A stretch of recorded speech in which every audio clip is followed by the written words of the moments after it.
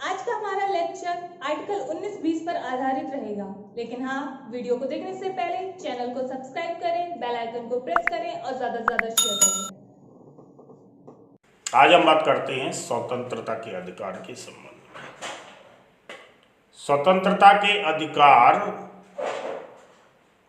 भारतीय संविधान में आर्टिकल 19 से 22 तक दिया गया है।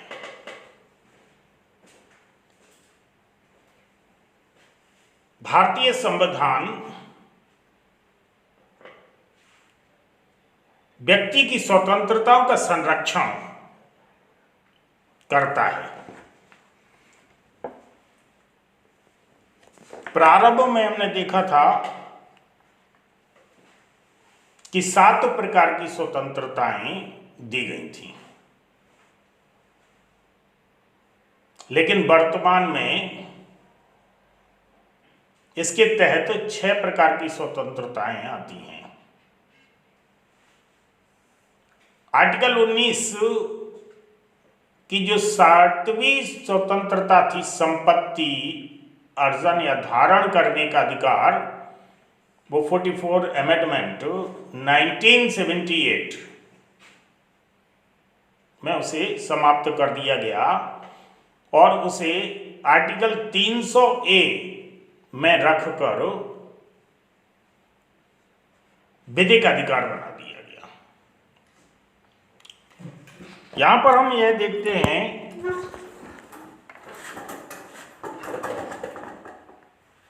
कि आर्टिकल 19 वाक एवं अभिव्यक्ति की स्वतंत्रता के संरक्षण की बात करता है। इसमें 6 प्रकार की स्वतंत्रता है। आर्टिकल 19 फर्स्ट ए ये वाक एवं अभिव्यक्ति की स्वतंत्रता देता है।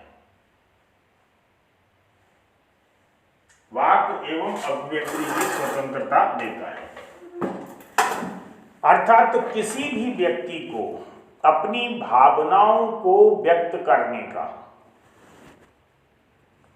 और किसी भी व्यक्ति को किसी मुद्दे पर भाषण देने का अधिकार प्राप्त है। इसी के तहत हम प्रेस की स्वतंत्रता को देखते हैं। इसी के तहत प्रेस परिषद के गठन को देखते हैं। इसी के तहत हम सूचना के अधिकार को लेते हैं और इसी के तहत हम राष्ट्रीय ध्वज फहराने के अधिकार को लेते हैं। 2004 में government of India versus Naveen Jindal case में सुप्रीम कोर्ट ने यह निर्णय सुनाया था कि भारत के प्रत्येक नागरिक को राष्ट्रीय ध्वज फहराने का अधिकार है। वह अपने निजी संस्थान पर, वह अपने घर पर राष्ट्रीय ध्वज फहरा सकता है, बशर्ते उसके लिए कुछ युक्तियुक्त निर्बंधन किए गए, कुछ टर्म्स दिए गए। 19 फर्स्ट ए में जो वाक एवं अभिव्यक्ति की स्वतंत्रता है, यह स्वच्छंदता नहीं है बल्कि स्वतंत्रता है। इसमें कुछ निर्बंधन है युक्ति युक्त। इसका मतलब यह होता है कि हमें अपनी भावनाएं व्यक्त करने, भाषण देने का अधिकार तो है, लेकिन हम किसी ऐसे मुद्दे पर स्पीच नहीं दे सकते हैं जिस मुद्दे से या जिस स्पीच से हमारे मैत्री देशों के संबंध खराब हो जाएं या हमारी स्पीच से समाज में दंगे फैल जाएं या हमारी स्पीच से किसी की भावना को हर्ट हो जाए या हमारी स्पीच से अपराध का ओरिजिन हो जाए। इस प्रकार की स्पीच नहीं दे सकते। इसका मतलब ये हुआ कि हमारे राइट टू स्पीच को कुछ परिस्थितियों में प्रोहिबिटेड भी किया गया है। प्रेस की स्वतंत्रता का मतलब यह नहीं होता है कि प्रेस कुछ भी छाप दे, उसके अपने दायरे होते हैं। प्रेस शासन से सूचना ले सकती है, उसे प्रेषित कर सकती है, संपादन कर सकती है, संपादकीय लिख सकती है, लेकिन इसे कुछ दायरे में भी रखा गया है। जैसे प्रेस में जो ऐड आता है वो इसके अंतर्गत नहीं रखा गया है। इस प्रकार की गतिविधियों से उसे सीमित किया गया है। राइट टू स्पीच का बाकी नजरिया जो है, प्रेस ऐसा कुछ नहीं छाप सकता है जिससे मित्र राष्ट्रों में विध्वंस पैदा हो जाए, या प्रेस ऐसा कुछ नहीं छाप सकता है जिससे समाज में विरोधाभास पैदा हो जाए। इसके भी कुछ दायरे रखे गए हैं।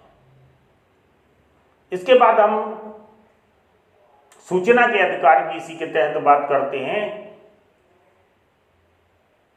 तो जो सूचनाएं अति महत्वपूर्ण होती हैं और गोपनीय होती हैं, उन सूचनाओं और सामान्य सूचनाओं में डिवीजन किया गया है। ऐसा नहीं है कि हम प्रत्येक सूचना को प्राप्त कर सकते हैं राइट टू स्पीच के, राइट टू इंफॉर्मेशन। यहां पर हम क्या देखते हैं? यहां पर हम उन क्षेत्रकों को देखते हैं जो क्षेत्रक सूचना के लिए खोले गए हैं। इसके बाद अगर बात करते हैं राष्ट्रीय ध्वज फहराने की, राष्ट्रीय ध्वज फहरा तो सकते हैं, लेकिन उसे सम्मान के साथ फहराना और सम्मान के साथ रखने की शर्त रखी गई है। सूर्य उगने के बाद ध्वज को चढ़ाया जाएगा और सूर्य डूबने से पहले उतार लिया जाएगा, और उसे साफ सुथरे एक वस्त्र में रखकर अलग से एक बॉक्स में रखा जाएगा। यदि रात को ध्वज फहराया जाता है तो उसके लिए पर्याप्त प्रकाश की व्यवस्था की जाएगी। ये उसके लिए युक्त निर्बंधन रखे गए हैं। इसका दूसरा भाग आता है 19 फर्स्ट वी, शांति पूर्वक सम्मेलन करने की स्वतंत्रता। इसका अर्थ यह होता है कि भारत का प्रत्येक नागरिक शांति पूर्वक तरीके से सम्मेलन कर सकता है, अपनी भावनाओं को व्यक्त कर सकता है, लेकिन इस संदर्भ में भी युक्त निर्बंधन किए गए। अर्थात आपको सम्मेलन करने से पहले प्रशासन से इसकी अनुमति लेना पड़ेगी और आपको ये बताना पड़ेगा कि आपका समिट का उद्देश्य क्या है, आपके समिट का उद्देश्य क्या है। ये इसके लिए एक निर्बंधन है। 19 फर्स्ट सी, संघ बनाने की स्वतंत्रता। कोई भी व्यक्ति या व्यक्तियों का ग्रुप या समुदाय राजनीतिक संघ, श्रमिक संघ या इस प्रकार के संघ, छात्र संगठन या इस प्रकार के संघों का गठन कर सकता है जो उनके हितों का पक्ष सरकार या किसी सिस्टम के समक्ष मजबूती के साथ रख सके। तो इस आर्टिकल के तहत हमें संघ बनाने की स्वतंत्रता दी गई है, लेकिन इसके लिए भी कुछ निर्बंधन किए गए हैं। पुलिस प्रशासन, फोर्स, आर्मी और वेश्याओं को संघ बनाने की आजादी नहीं दी गई है, क्योंकि अगर इस प्रकार के संघ बनने लगे तो फिर फोर्स का जब संघ बन गया तो इस मैकेनिज्म को कौन चलाएगा? इनको निर्बंधित किया गया है। अगला है भ्रमण करने की स्वतंत्रता। भ्रमण करने की स्वतंत्रता से अर्थ यह है कि भारत का कोई भी नागरिक भारत के संपूर्ण राज्य क्षेत्रों में स्वतंत्रता पूर्वक भ्रमण कर सकता है, घूम सकता है। यहां पर यह देखा जाता है कि कुछ क्षेत्र ऐसे होते हैं जिनको विशेष परिस्थितियों के कारण संरक्षित करना होता है। ऐसे क्षेत्र को में स्वतंत्रता पूर्वक भ्रमण करने से रोका गया है। जैसे कुछ जनजातीय क्षेत्र जहां आपके भ्रमण से उनके सामाजिक सांस्कृतिक जीवन पर नकारात्मक प्रभाव पड़ता है, या कुछ बायो रिजर्वियर ऐसे जैव विविधता के क्षेत्र जो हॉट स्पॉट के रूप में चिन्हित किए गए हैं, ऐसे क्षेत्रों में आपके इस आर्टिकल 19(1)d को निर्बंधित किया जा सकता है। अगले चरण में हम देखते हैं कि आर्टिकल 19(1)e भारत के राज्य क्षेत्रों के किसी भी भाग में निवास करने की स्वतंत्रता देता है। निवास करने से मतलब है स्थायी निवास। भ्रमण आप कर सकते हैं उन क्षेत्रों में, लेकिन आप वहां के स्थायी निवासी बन सकते हैं। हमने देखा किसी भी राज्य का व्यक्ति किसी भी दूसरे राज्य में संपत्ति अर्जन कर सकता है और निवास कर सकता है। ये आजादी हमें भारतीय संविधान इस आर्टिकल के तहत देता है, लेकिन इसके लिए कुछ खास आधारों को सामने रखकर युक्त निर्बंधन किए जा सकते हैं। यहां पर यह देखते हैं कि यदि किसी राज्य क्षेत्र में शेड्यूल्ड ट्राइब्स संरक्षित जनजातीय संरक्षित क्षेत्र घोषित किया गया है, या किसी राज्य क्षेत्र के को विशेष राज्य का दर्जा दिया गया है, या किसी राज्य क्षेत्र को शासन उनकी भाषा, उनकी संस्कृति, प्राकृतिक संपदा, अगर इन चीजों को संरक्षित करना चाहती है तो वैधानिक रूप से इस आर्टिकल को निर्बंधित किया जा सकता है। जैसे धारा 370 लगे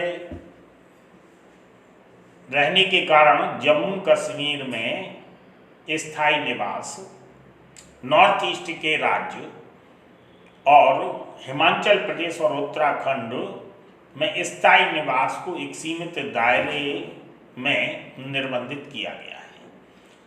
यहाँ प्रत्येक क्षेत्रक जहाँ निर्बंधित किया जाता है उसके अपने मूल कारण होते हैं कि यहाँ पे आपको स्थायी निवास इसलिए नहीं दिया जाएगा।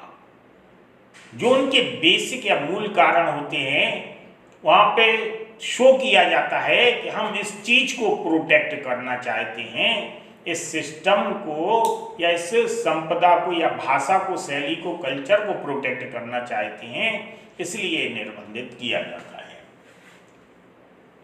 इसके बाद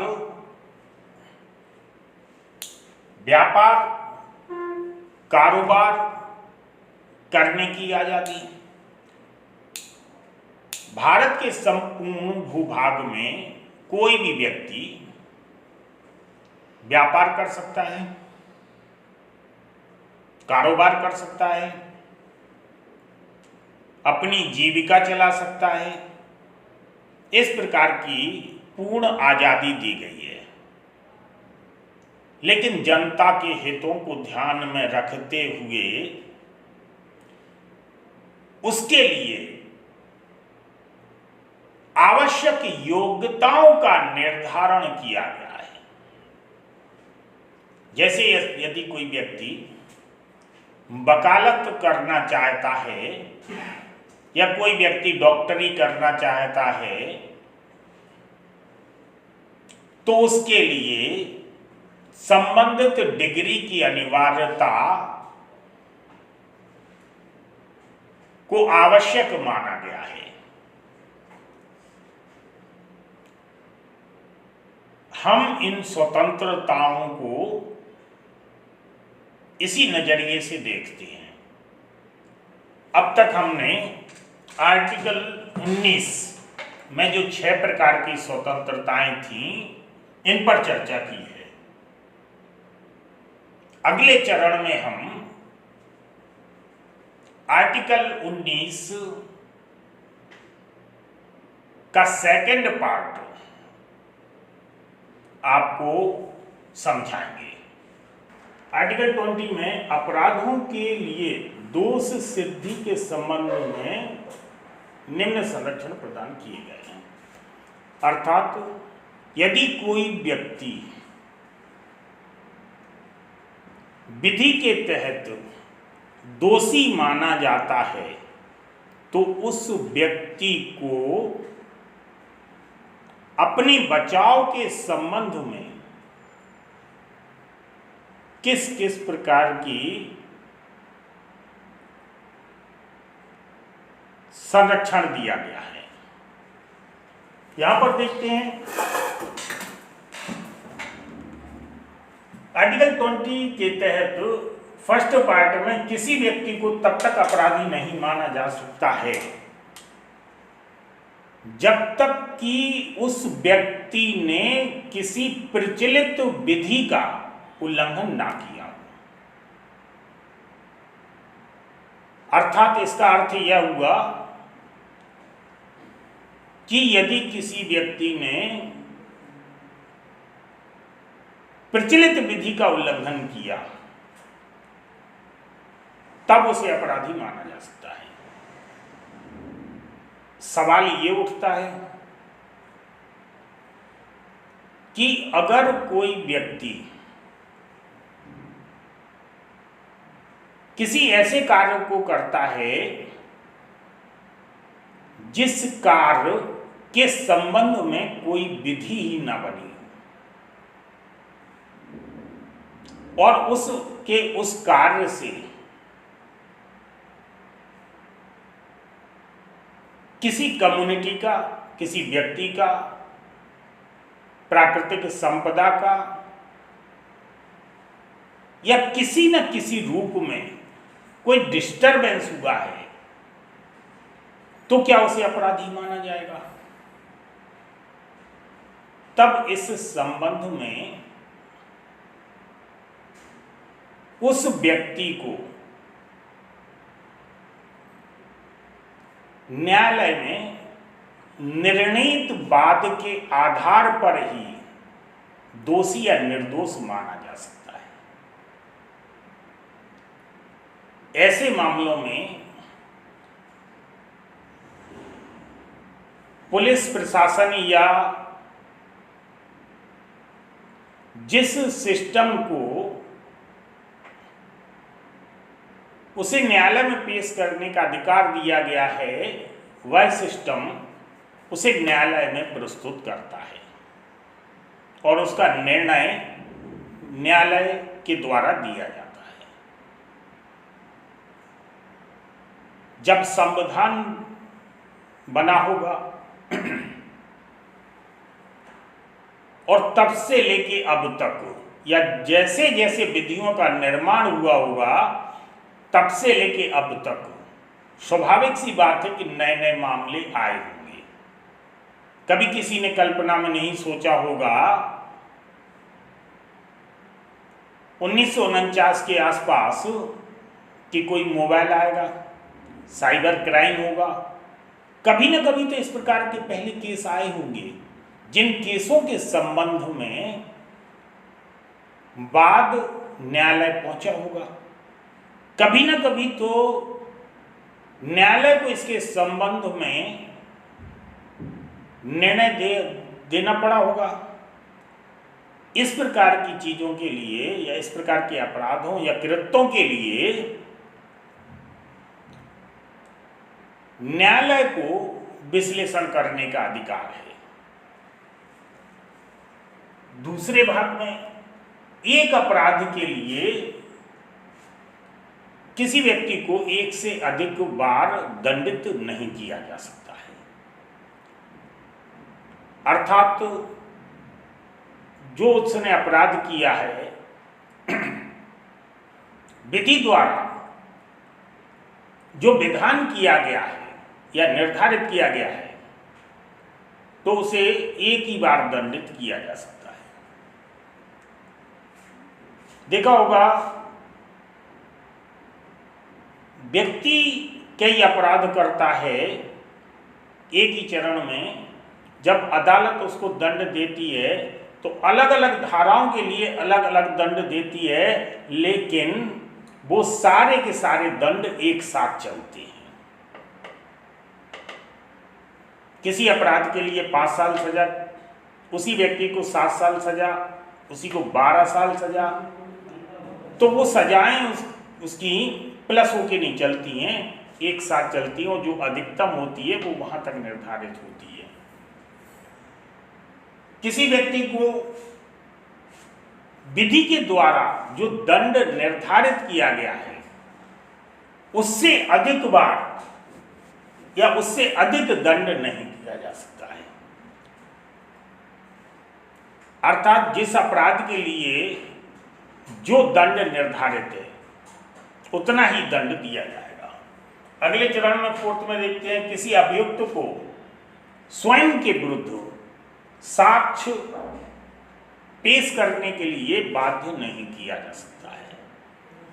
उस पर यह दबाव नहीं डाला जा सकता है कि वह अपने सुख खुद के लिए गवाह बने। इसके लिए सिस्टम को साक्ष्य तलाशना होते हैं, उसके विरुद्ध तभी वह अपराधी घोषित किया जा सकता है। और जब तक न्यायालय उसे अपराधी घोषित ना करे तब तक वह अभियुक्त यानी विक्टिम होता है, दोषी नहीं माना जा सकता है। जब न्यायालय के समक्ष दोष सिद्ध हो जाता है और न्यायालय दोषी घोषित कर देता है तभी वह अपराधी माना जाता है। आर्टिकल 20 जहां एक और व्यक्ति को अपने दोष से मुक्त होने की ओर संरक्षण देता है, वहीं सिस्टम और न्यायालय को निर्णित करने का अधिकार देता है। अगले चरण में हम आर्टिकल 21 को समझेंगे। मैं आशा करती हूँ आपको हमारी वीडियो पसंद आई होगी। अगर वीडियो से संबंधित कोई भी डाउट है तो कमेंट बॉक्स में मेंशन करें। जिन्होंने भी अभी तक चैनल को सब्सक्राइब नहीं किया है वह चैनल को सब्सक्राइब करें। हम जल्दी उपस्थित होंगे अपनी अगली वीडियो के साथ। धन्यवाद।